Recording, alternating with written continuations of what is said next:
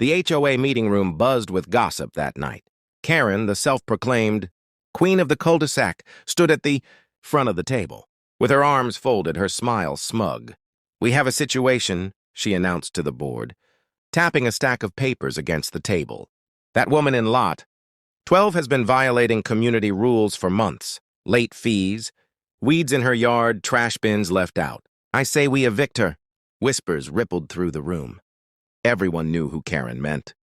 The woman in lot 12 was Elise Carter, quiet, elegant, and always minding her own business. She had moved into the neighborhood only a year ago, but quickly became a target for Karen's nitpicking. Elise didn't show up at meetings, didn't engage in gossip, and worse, she never bowed to Karen's authority.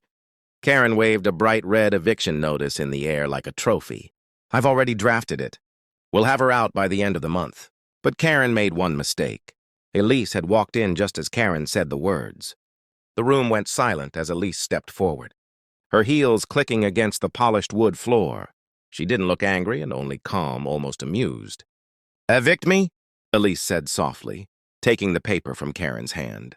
She read it slowly, then looked up, meeting Karen's smug gaze with a cool stare. "You're welcome to try. But perhaps you should read your own HOA charter before making such threats." Karen's smile faltered, but she kept her chin high. "Rules are rules. If you can't follow them, you don't belong here." Elise's lips curved in the faintest smile, as though she knew a secret no one else in the room did. She handed the notice back to Karen. "If you're so sure, by all means, proceed." With that, Elise turned and walked out, leaving a strange tension behind. Karen smirked at the board.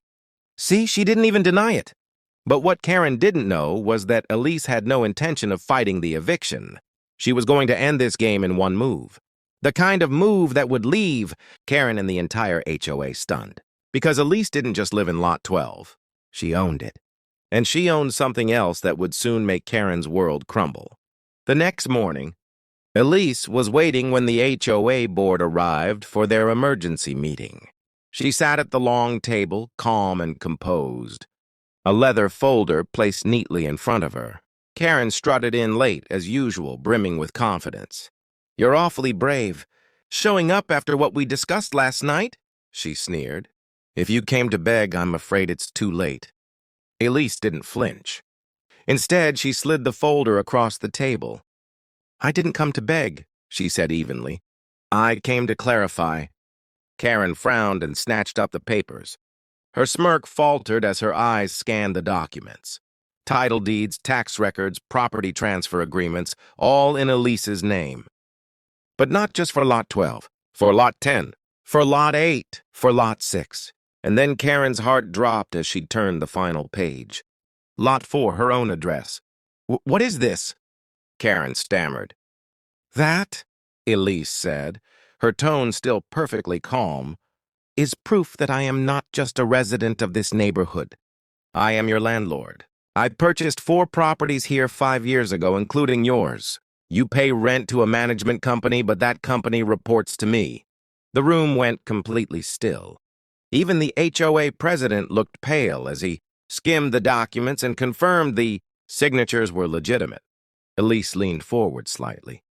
"Now, last night, you threatened to evict me from property I own. You issued a notice without cause in violation of HOA policy, which could be considered harassment. I could sue you personally for damages." Karen's face flushed crimson. You can't just—" "Oh, I can," Elise interrupted smoothly. "And unless you want me to start eviction proceedings on you, I suggest you tear up that notice and step down from your HOA position immediately. This board needs leadership, not vendettas." The president cleared his throat nervously. "Mrs. Carter, Elise, we'll, review this right away." "You do that," Elise said, standing. "But just know, from this moment on, I expect professionalism. I will not tolerate abuse of power in a neighborhood I partly own."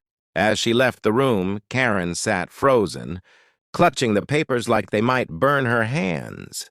The room that once echoed with her commands now hummed with the sound of her defeat. Karen didn't sleep that night. Humiliation boiled in her chest, feeding her anger until it burned hotter than ever. Elise had embarrassed her in front of the entire board, stripped her of her power, and worst of all, revealed she had been living in a house owned by the very woman she hated. By morning, Karen had a plan.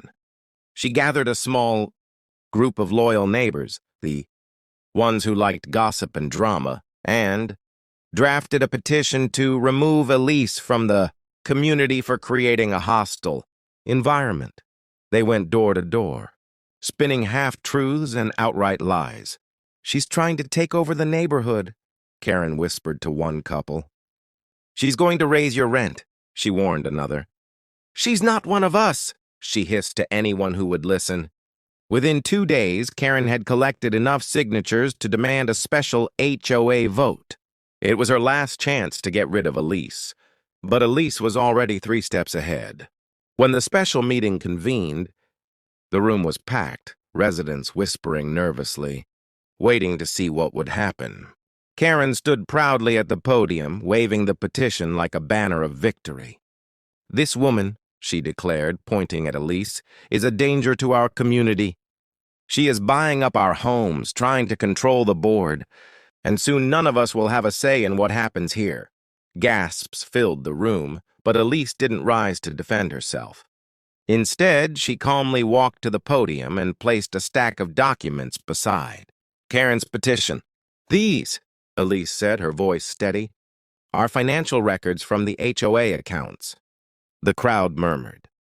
They show that during her time as treasurer, Karen misused HOA funds for personal expenses, landscaping upgrades at her house, a new fence, and even a vacation last year. Karen's face drained of color. The president grabbed the documents, flipping through them quickly, his expression hardening. "Is this true, Karen?" Karen sputtered. Those were reimbursements." But it was too late. The crowd had turned, the whispers now sharp with anger. Elise stepped back, letting the room decide. Within minutes, the board voted unanimously to remove Karen from her HOA position and ban her from holding office for 5 years. Karen stormed out, her power gone, her reputation in shambles. Elise stood quietly as the president turned to her. "Would you consider joining the board, Mrs. Carter?" Elise smiled faintly. "Yes, I think it's time this neighborhood had real leadership." Weeks passed, and the neighborhood felt different, lighter, calmer. Elise didn't just join the board. She was elected HOA president in a landslide vote. For the first time in years, meetings were constructive instead of confrontational, and decisions were made to actually improve the community instead of satisfying one woman's ego.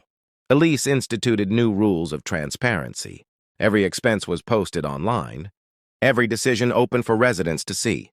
She personally met with neighbors, listening to their concerns and prioritizing issues that had been ignored for years.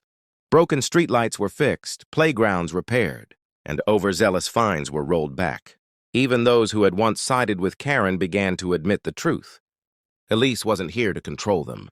She was here to protect the neighborhood from abuse of power. Slowly, she earned not just compliance, but respect.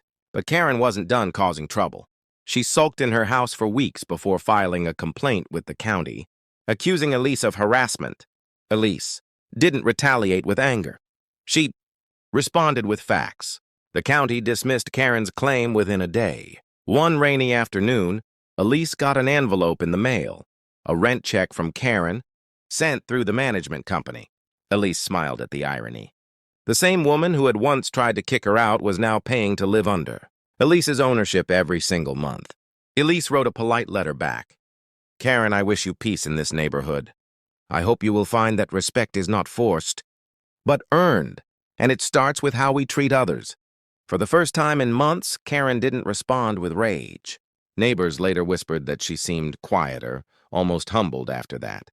At the next HOA gathering, Elise stood before the community, her voice warm and strong. "We are not just houses on a street.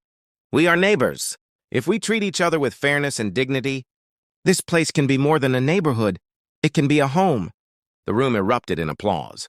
From that day on, Elise wasn't just a resident, or even just the HOA president. She became the heartbeat of the community.